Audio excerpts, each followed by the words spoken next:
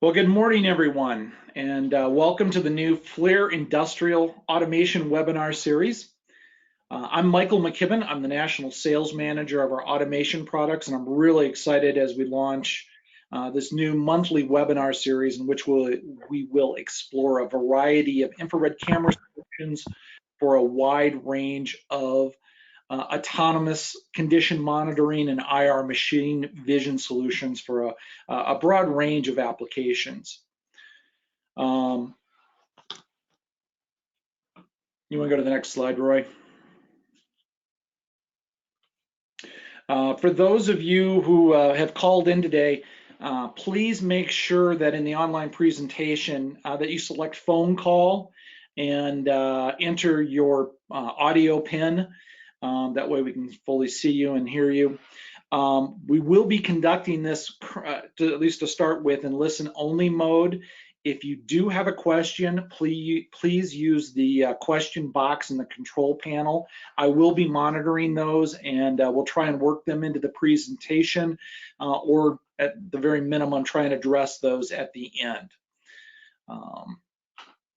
Next slide.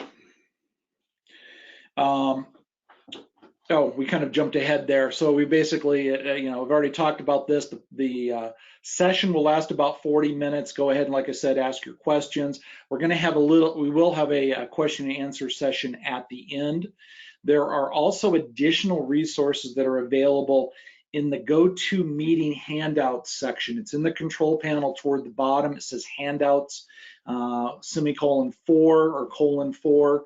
There's 4 different handouts that are available there pertinent to the presentation. We will also be posting a video link of the webinar. Will be emailed out to you if you want to share that with any of your colleagues or just review it yourself. And that email will be sent somewhere in the next 2 to 3 days after the event here.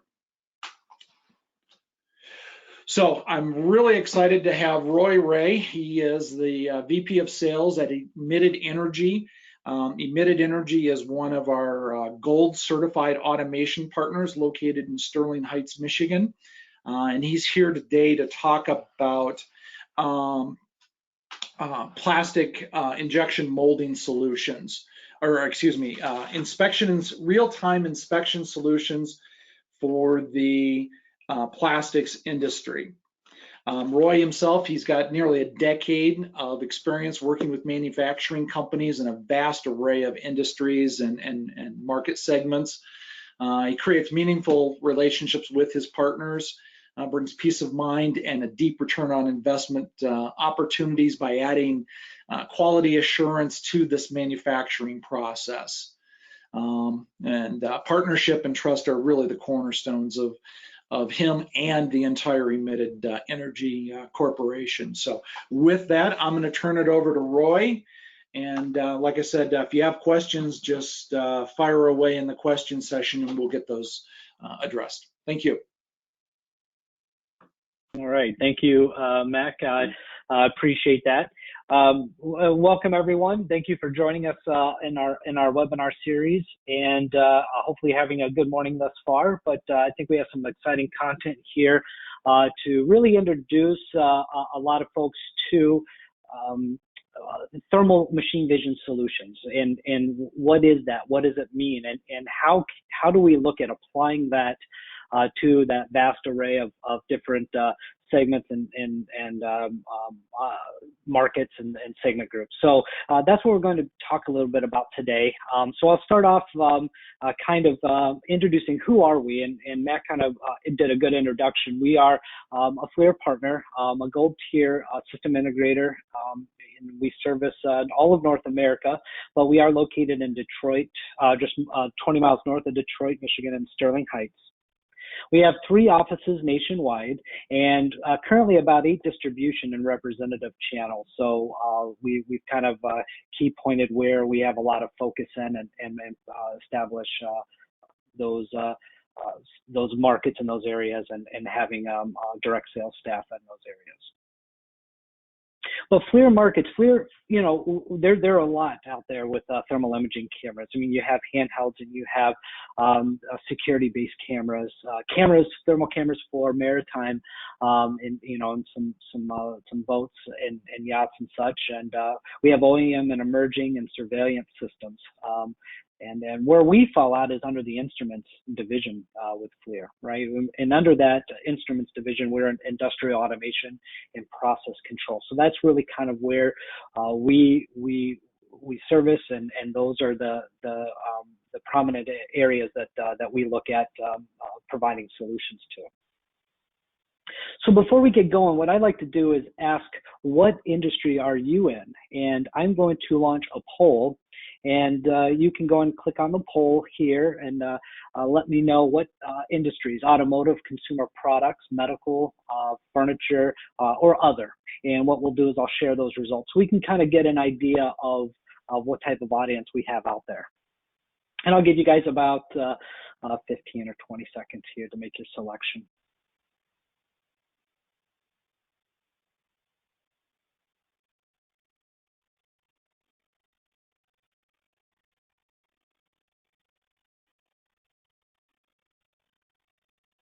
Okay, looks like about 80% of you, now 85, have submitted their votes. So I will go ahead and close this for right now.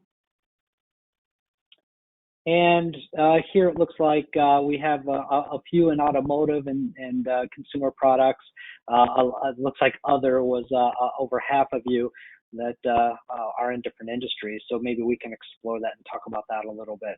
These were just some of our kind of top 4 that we thought that most people may be in. But it kind of shows what kind of audience we have with us today. All right. So let's talk about what is thermal imaging for those of you that are unfamiliar with thermal imaging. So you and I would look that this is a recycling yard or recycling plant, and this is what you and I would see standing in front of the scrap yard here. But when we put a thermal imager on that same scene, what we see, or what the FLIR camera sees, tells a much different story. We're able to see a motor, and if that motor is overheating, we're able to see gears, and if there could be a potential problem with gears. And even you can see that bright hot spot here on the conveyor belt coming out there. That could signify maybe a hazardous fire condition, potential fire condition, that some scrap coming out in this pile. We definitely want to know about that. So again, we can get a lot of information and intel using thermography. So here's another example. We have 2 glasses of water sitting on a table here. Now here we can see those there are 2 glasses of water, but we don't know if one is hot or if one is cold. But using the thermal imaging, we can see that one reaches temperatures of 150 degrees, whereas the glass on the right has colder water in that, where we're seeing temperatures in the mid 60s.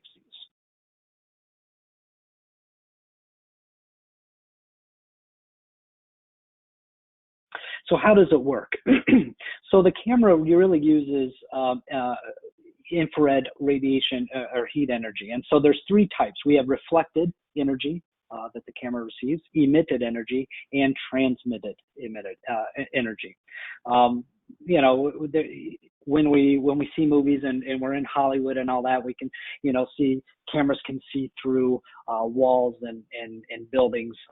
That's a little bit of Hollywood placed into there, but we can't see through most materials. We may be looking at conductive energy coming through materials, but we generally do not use reflected light either. We generally try to, in industrial automation, we try to ignore reflected energy. And we mostly look at emitted energy, even some transmitted. But emitted energy is most of the type of energy that we do want to see. But the total energy that the camera receives are all 3 different types of energy that the object is promoting. So how does it work? What's the science behind this? Like visible light, we're just using a longer wavelength in the spectrum. Okay, but infrared is actually emitted by all objects. Ice, all the way up to FLIR.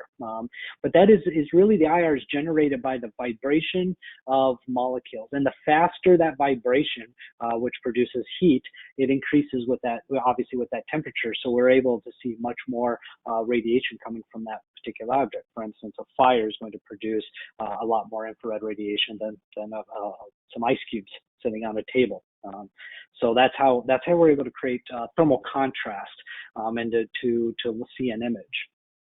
So what does that mean? So energy, either emitted, reflected, or transmitted energy, is passed through the lens of the camera, and those photons impact a heat detector element inside the camera. And through some really crazy advanced calculations, proprietary, in fact, those give us temperature values in a grid, and those are the pixel grids. From that, you and I would see from an output from the camera, it develops an image. Okay, and so that image is what we're seeing here on the right on the cathedral. So that's all a stitch of different temperature elements, and we're able to see those thermal contrast and visualize an image.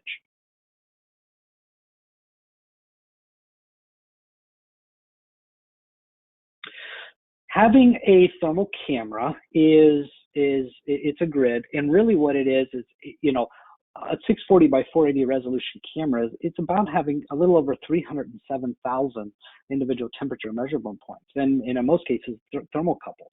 Imagine having to look at a scene and having over 300,000, spot temperatures or pyrometers or thermocouples in a scene. That could get very, very messy and very complex system, where we could take one imager, and now we've taken one imager. Now we can have all this data available to us, and that data that is available to us, now we can start making decisions. Is something at the right temperature, operating temperature? Is it too hot? Is it too cold? Do we see problems? And through this information that the camera is able to supply to us, now we're able to start collecting that and getting better informed about a condition and whether or not we are in a positive situation or a negative situation. Now we can act on that with the use of a thermal imager. So why use it? Well, in our world, what we do is we want to provide 100% quality check on every machine cycle or part produced. Okay, we want something that's reliable and consistent, not only within the part itself, but part to part as it's being produced. We measure the seat signature on the entire part. We're not just looking at a fraction or a segment of the part. We're actually looking at the entire part, and we can cross-reference side A to side B, for instance, or we can look at a specific area of interest compared to another area of interest and make calculations and determinations whether or not that is a good thing or maybe that's not such a good thing, and we can know about that with this information. What we want to do is be able to have an integrated, an automated solution integrated into the machine for this decision making. So what we want to do is, okay, so we're getting a lot of data from this camera, but how do we control our process? I think is the question. How do we do this in an automated approach, and how do we integrate to the equipment to make sure that we're still producing good parts, cycle over cycle? So this quality assurance is a process. We want to optimize it, and we want to make sure that, again, we're reducing scrap, we're having optimal uptime of the equipment, and we have information, we have data and knowledge that a part is being produced. We don't have to check it downstream. That's the ultimate goal. So it does show what we can't see in normal technology or standard technology that we see out there today. This kind of goes above and beyond that to be able to make these decisions. So as I get onto some case studies, I do have another poll up here for us. So the question is, what manufacturing processes are you currently using today? So I'm going to launch this poll.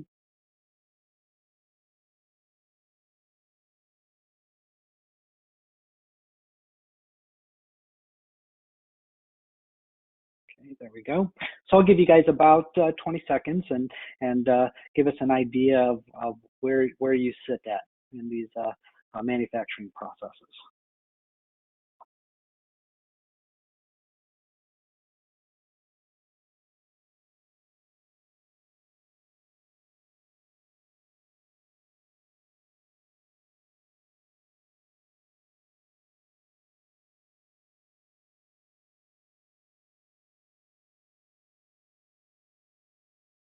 Okay, we have about 80% of you that have voted, so I'm going to go ahead and close the poll here, and I'll share the results. So it looks like the majority are either in other outside of the chosen four, injection molding, and then plastic joining. So and then thermal forming, vacuum forming, or compression molding. So those will be the areas that we'll talk about today. For those that are you and the other, hopefully this gives you a good insight of kind of what we're talking about, but realizing that we are taking a very small segment for this webinar here to go over some of the different technologies and how we integrate this in those processes. So you guys, again, can ask questions about your particular manufacturing processes, or contact us outside of this and say, I'm doing something different here and I'd like to learn more. I certainly can help you do that. So thank you guys for the vote.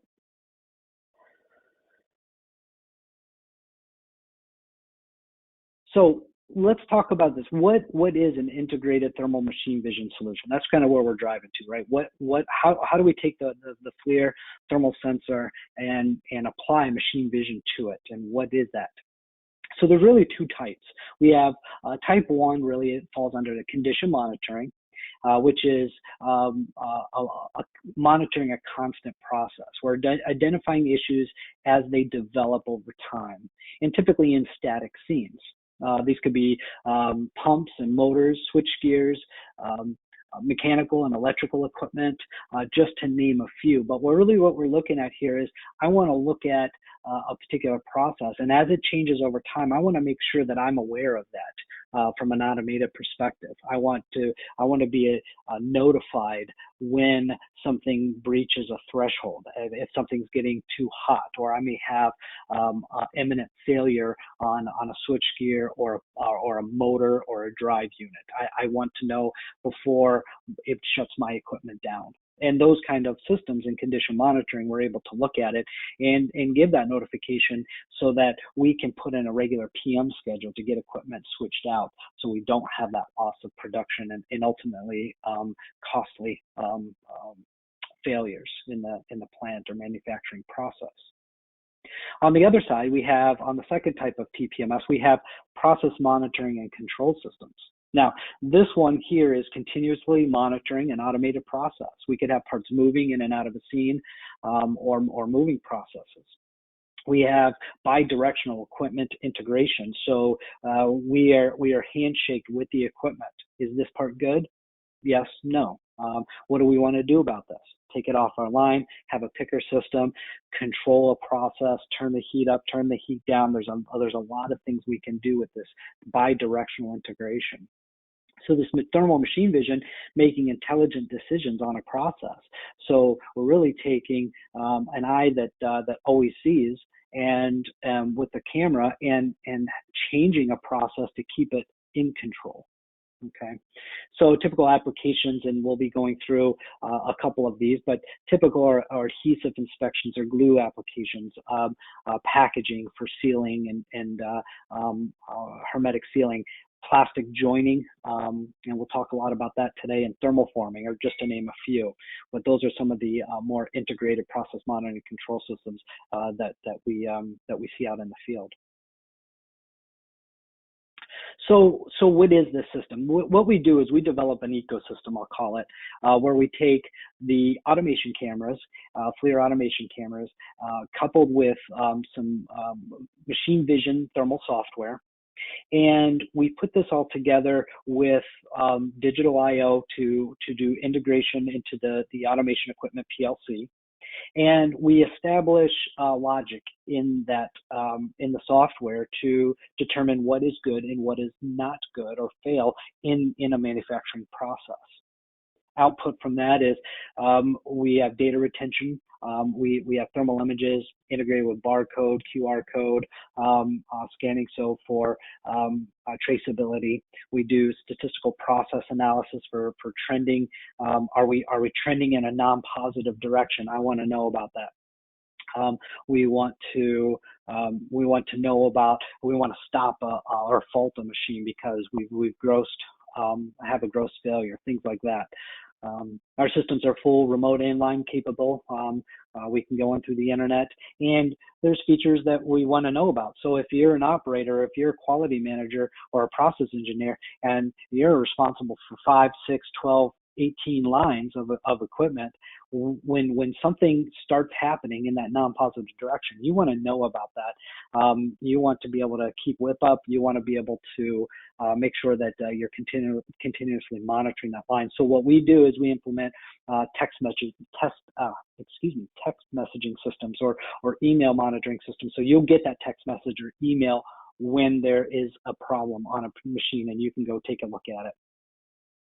So this whole ecosystem really provides that process control, that quality assurance into the aforementioned, manufacturing processes that you guys are responsible for.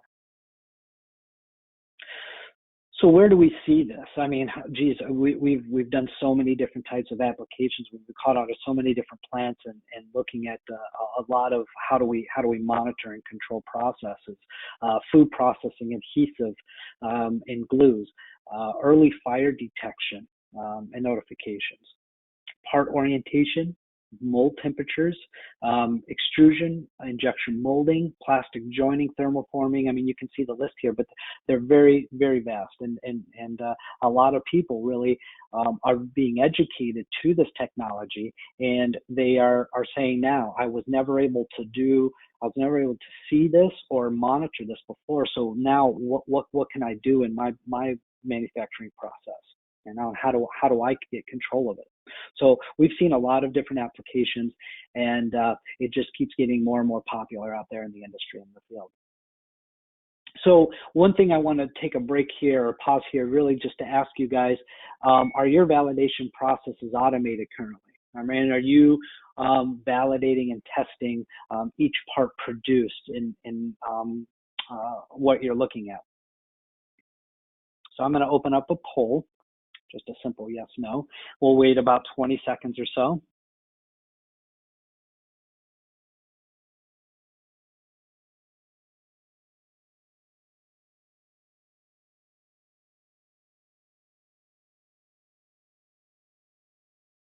So as you guys are voting, a lot of people obviously validate their processes. Maybe they check, maybe some of you run batch quality checks. For instance, in plastic joining, maybe you have a quality manager check a few parts every hour or once a shift, and you'll do a destructive testing of some sort.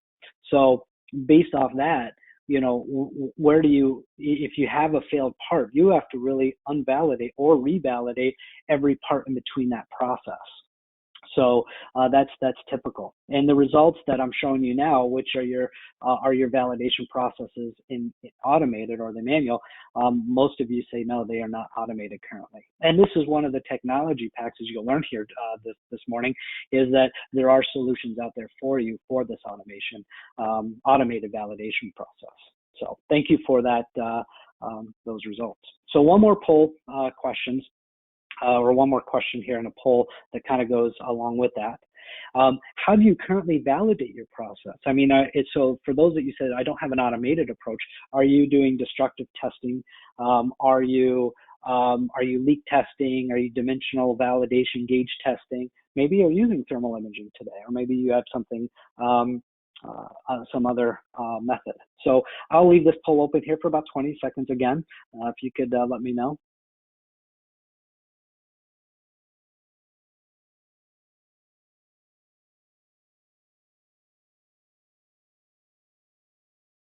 I would imagine the first couple of choices here would be the most popular in destructive testing: pull, peel, cut, and leak testing is another one. And some of these are like I said, obviously done maybe once an hour. They're time based, or maybe they are done once a shift. Looking at those types of polls. So, okay, so 60, well, there's almost 70% of you voted, so I'm going to close the poll and share the results. So it looks like the majority of the folks, there are some thermal imaging out there, which is great. And we do have some destructive testing, so pull, peel, and cut testing.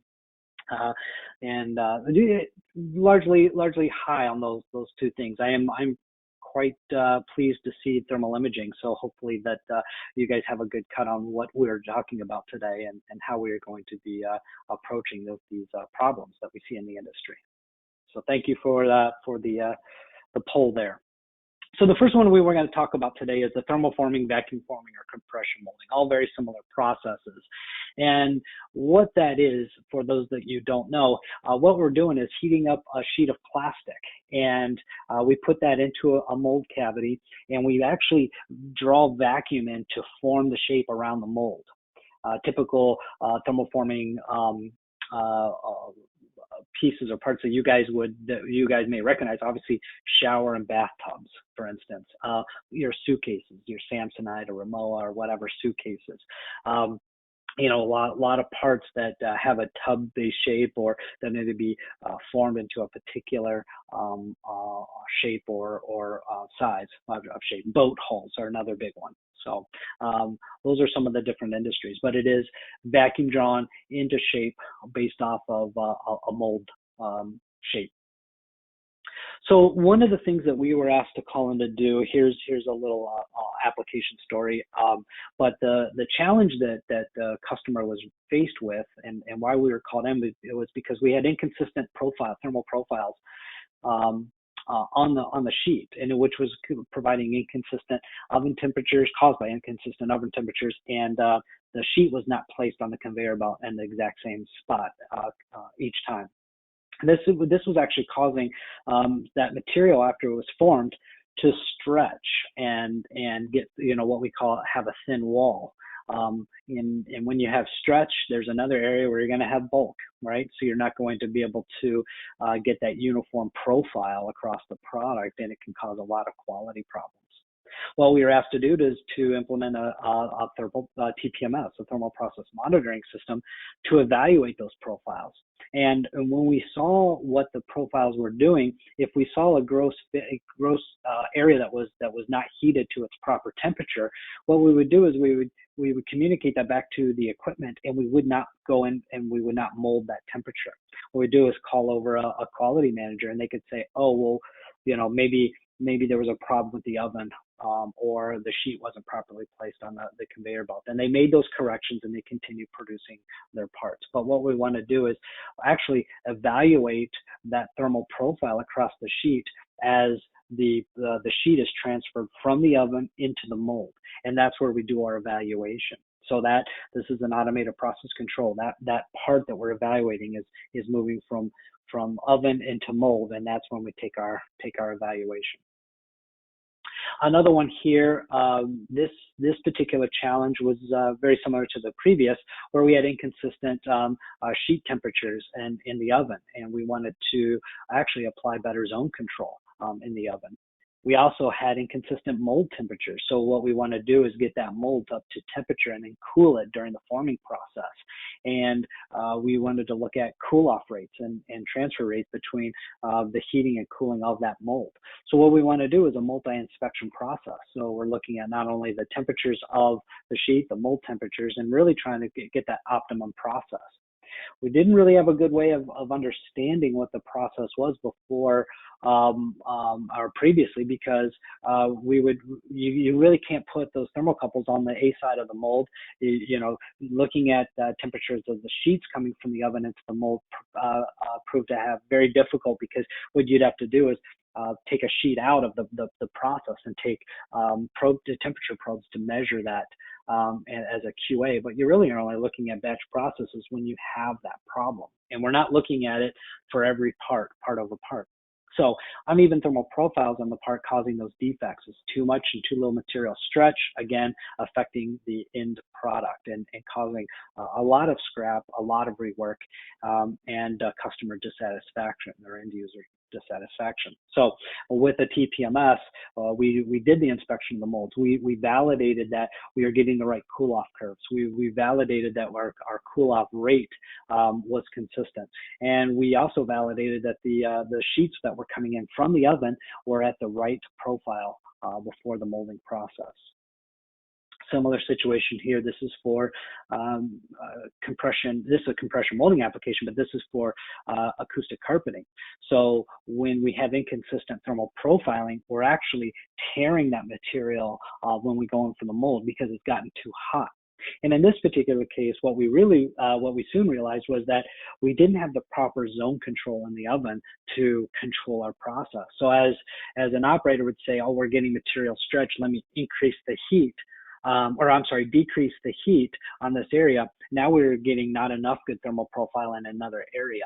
Likewise, and when the operators would turn up the heat in a certain zone, it'd affect a different area because we didn't have a good zone control. Now, as the machine was set up originally, that was the design of that particular process. But as that machine ran out on the floor for 3 to 5 years, what ended up happening is the process had slightly changed. And so now they needed more process control. So by using the thermal imagers along with the TPMS, now we're able to send that information back to the equipment, control the SCR controllers that are controlling the infrared lamps in those particular zones. So as we start trending in a direction we don't like, what we actually do is tell that equipment to turn down that zone or turn out that zone into a full process of full feedback process control loop. So now we're controlling the process as we go on. You know, at the end of the day, what we don't want to have happen is for us to keep faulting the machine, right? So how do we control the process as we start trending in a non-positive direction? We want to be able to control that information and control that heat into the product so that we can get back in to those control limits.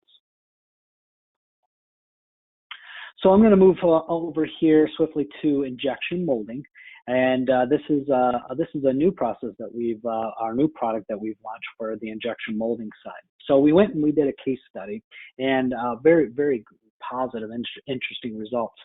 So this was a stack injection molder, but the problem was there was no way to identify the parts were dimensionally inspect prior to assembly and leak testing or validation. So we had to build up a whole bunch of WIP and go and identify if the parts were dimensionally inspect. If they were not, then all the parts produced obviously are molded prior to that would have to be scrapped.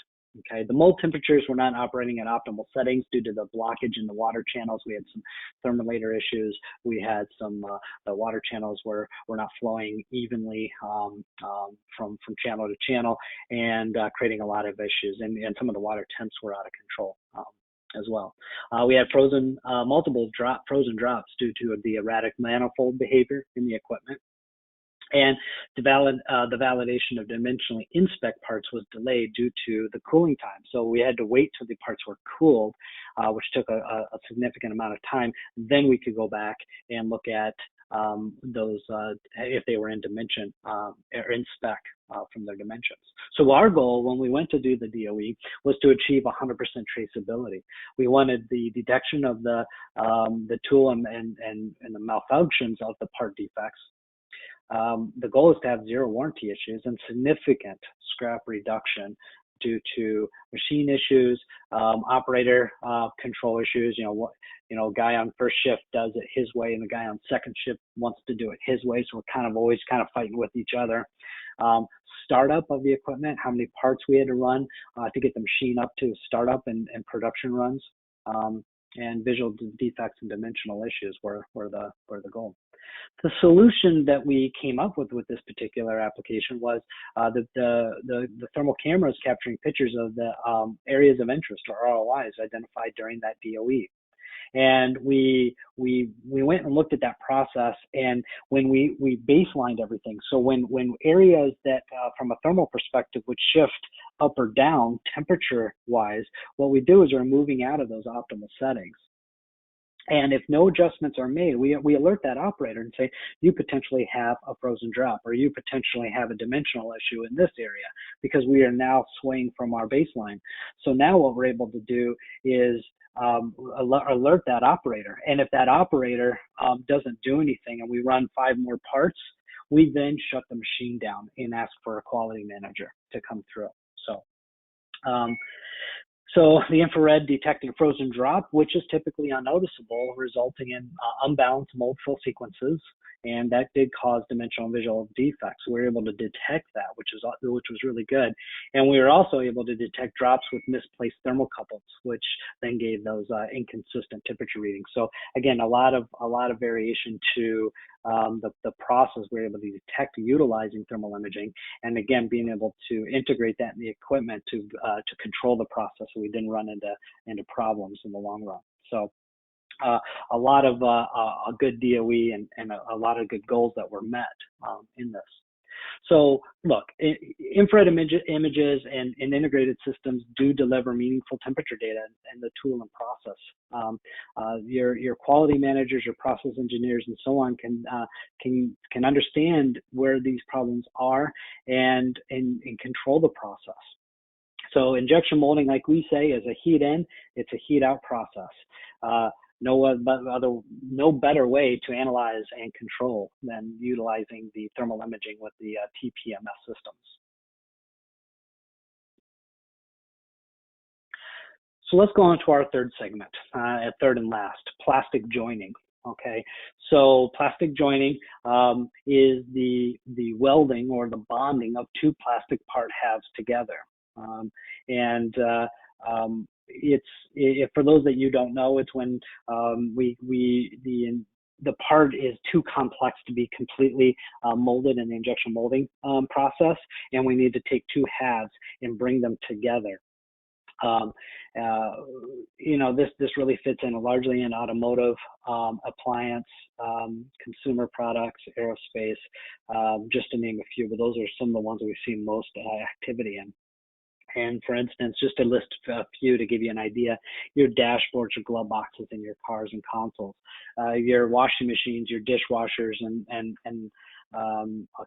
various components such as that, refrigeration. A big one that's really coming up is battery housings. And, with all the electric vehicles, a lot of battery components and housing. And for the medical industry, joint replacements and CPAP components are just to name a few. But what types of equipment am I talking about here? There are really 6 primary types of plastic joining. We have hot plate, vibration, laser, ultrasonic, heat stake, and infrared. Each one of these technologies of joining plastic really come down to the part type and which one you're currently using. But as far as TPMS and thermal imaging, it all works the same way. So what are the quality and risk factors in today's production plants? Well, the why we're called in is hey guys, we have weak weld lines. We have inconsistent welds, not only throughout the part, we have inconsistent welds from part to part. We have non-hermetic sealing, we're failing leak testing. We have surface bleeding issues, flash issues, and mostly, with the introduction of highly engineered resins, now we're having material degradation, right? Those resins that are filled with talc or glass. So a lot of this stuff creates additional issues, and we really need to have tight process control on those. So why would we have issues in the equipment, especially if it's already been on the floor? And what we've seen out in the industry is injection molding issues. We're having, like we talked about in the previous slides, we're having dimensional issues. We're having sink issues. We had subtle part changes on the weld line. So as the equipment was spec'd and engineered and designed to weld two halves together, and we have these weld beads that we're trying to marry together, those have changed and they're off shifted a little bit. And when that happens, you're not able to get a consistent weld. The age-old problem in most, thermoforming, injection molding, plastic joining, you have environmental ambient temperature and humidity changes in the plant. I could be operating equipment, in mid-July and have it tuned in, but as soon as I get to, a cold day in October, my process has changed. I'm constantly tuning in my machine, but that's only based off of those destructive testing or recalls or stop ships. Another issue that we saw was the material has on the plastic has changed. We have different regrind rates. Those percentages have varying levels, and that can affect and does affect the plastic joining. The last one, and probably one of the more prominent issues, are machine component wear, degradation, failures. Okay, and the picture that you see here is kind of funny. This is something we saw on the field where these are infrared lamps that we're welding apart. When we went down to inspect why we're failing parts, this machine did not have a camera system on before we went, but when we went down there, we noticed that isn't this infrared lamp supposed to be, up there in the holder, not laying on the tooling. So the machine thought that everything was fine, right? I'm sending voltage to that lamp and everything seems to be working, but I'm failing the part. And the operators didn't catch that. By putting a camera system on there and looking and validating that part, we were able to say, yep, we're not getting heat in that area, and you can directly find out the cause of that problem. These are pretty self-explanatory. What is the result? Product safety issues, recalls, negative ROI, and of course, manufacturing rework. All of this really drives into lost ROI. So again, we've covered a lot of these things here, but this provides 100% product check on every machine cycle, every part produced. It's reliable, it's consistent. It measures the weld on the whole part, not just little sections or where we could place pyrometers or sensors on the part after it's welded. It is fully integrated in the machine for that decision making, that process control. How do we control our machines so we don't produce scrap? And it provides that assurance that the weld is optimal. We've reached our optimal melt index, and now we're going to get a good weld. So how do we do this verification process? Very simple. Okay, we establish the baseline of the weld utilizing the resin melt index from the resin supplier. We establish upper and lower thermal control limits. So if my melt index is at 320 degrees Fahrenheit, I may set my control limits plus or minus 20 degrees, upper and lower. So if I'm at 340 to 300 degrees, I am in a good range to produce a good weld. Okay, what we do then is we evaluate those critical weld areas on the part with regions of interest or areas of interest, and individually evaluate each one on a thermal profile if it falls within those control limits.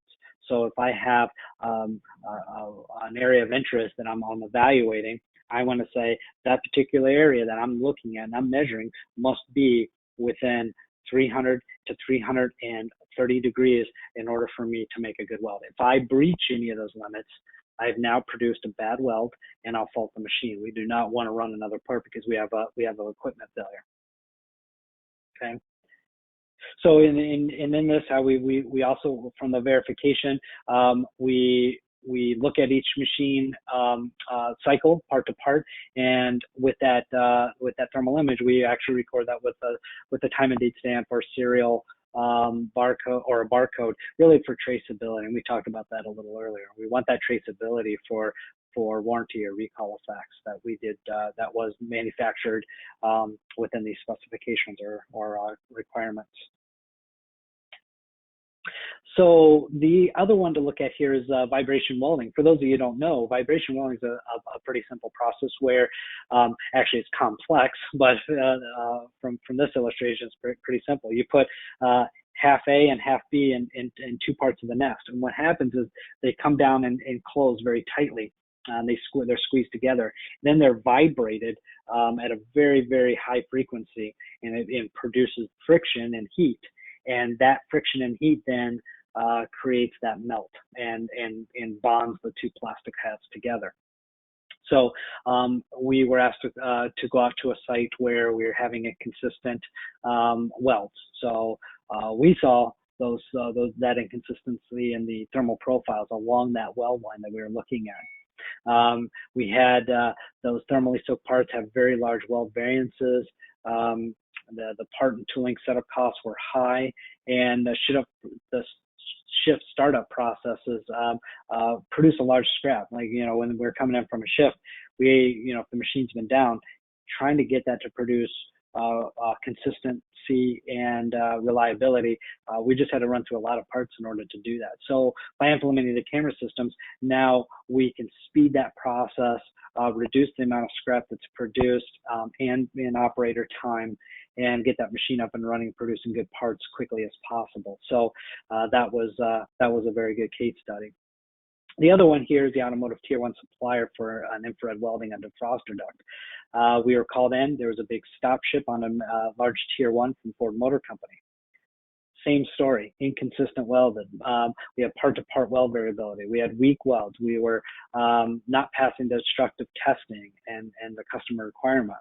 So we put some camera systems in there, evaluated those weld lines, and saw those inconsistencies. We married those with the destructive testing and said, yeah, we're having problems in this area, area A, B, and C. And so when we see those issues, why are we having those? And we're utilizing the thermal imaging technology to be able to backstep into the root problem, what was happening. And we would actually, as we found the problem, we controlled that problem, and now running in production, now we're able to say whether or not we were producing those good parts, we were getting that optimal thermal profile for that optimal weld or not. And that helped us actually come down to 2 root problems. And once those were controlled, we were producing good parts. And for the past 3 years now, it's been producing great parts. So we use multiple specifically positioned regions of interest, like I talked about before, verifying those critical weld areas with those control limits I talked about. So I think in this one, we put 15% control limit on it. If the temperature falls outside those control limits, so if it was too hot or too cold in a particular area, we rejected the part, we faulted the machine, and required the operator or process engineer or quality manager to come over and put in passcodes to initiate the machine and production again. We wanted to make sure that it was that they were aware. We also put a secondary monitoring system in this, where if the temperatures are starting to approach one of those limit lines, we actually sent a soft alarm presented to the operator for him. So we're still producing good parts, but we're trending in that non-positive direction. So that's where we want that process engineer to come over and take a look at it. We're still producing good parts, but hey, we're not going in the right direction here, so we need to take a look at what's going on. Here's an example and some pictures of some of those ROIs. We have different types of machine vision tools, some elliptical, some lines, and some squares that are rectangles that we're actually evaluating some of those critical areas on each one apart. What's really unique about this is that with each different area of interest, we're actually monitoring that upper and lower control limit independently. So it's not a blanket rule around the whole part. Maybe one of the line areas require a different measurement parameter than a circle, or an elliptical area. It depends on really kind of what we're doing and what the process entails. But it's like we have 48 different unique measuring tools. And all this, again, happens in about 25 milliseconds. So we're taking that image, we're analyzing it, we're sending it back to the machine. So none of our processes here that we're talking about really add machine cycle time, but what we're doing is again, evaluating, controlling processes. So again, in summary, integrated thermal imaging provides 100% verification on all your automated processes when we're producing parts. Prevents that unwanted scrap into the manufacturing process. It even identifies upstream issues and errors. Like I said, in the plastic joining, maybe the issue is in the molding side, right? So we're able to identify those things. It does deliver that measurable ROI and provides the quality measurement to meet customer requirements. So that's what this system does. That ecosystem we talked about, TPMS, is really aimed to look at these processes, provide 100% verification and integration into the equipment. So I went through that fairly quickly, guys, and I want to leave some room for any kind of questions that may come up. But I'll hand this over to Michael McKibben. All right. Well, thank you very much, Roy. That was fantastic. Going to open it up now. If anybody has any questions, I think we'll still use the typed message method. I think that'll work the best here. So fire away if you have questions. If not, Thank you for joining us. Contact information for Roy is available in the handouts.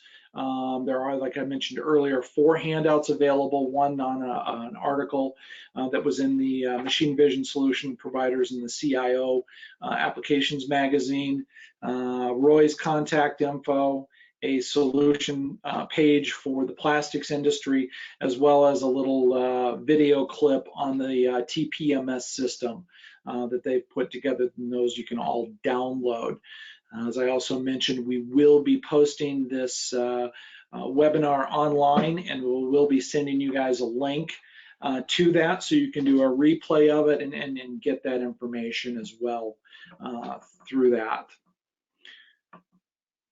And we don't have any questions so far. Roy, why don't you go ahead and flip to the final page then. And again, really like to thank everyone for attending this one. But this is just the beginning of the automation webinar series. This will be a monthly series that we will be doing. It will be on a variety of different topics. Next month on September 10th, Viper Imaging, another one of our automation partners, will be discussing the quick deploy thermal imaging system for substation critical asset monitoring. In October, MovieTherm, yet another partner, will be doing one on machine condition monitoring and how to monitor the various components, pumps, motors, electrical connections, those kind of things in real time out on the production area. And then we'll be continuing on with additional topics in November, December, and on into 2020. So with that, we don't have any posted questions at this time. So I think we'll go ahead and let you guys go. Again, we thank you for attending. If you do have questions and you're just a little bashful or you're having technical problems and can't get the question posted, please feel free to reach out to either Roy and or myself, and we'll get those addressed directly. Roy, any last comments?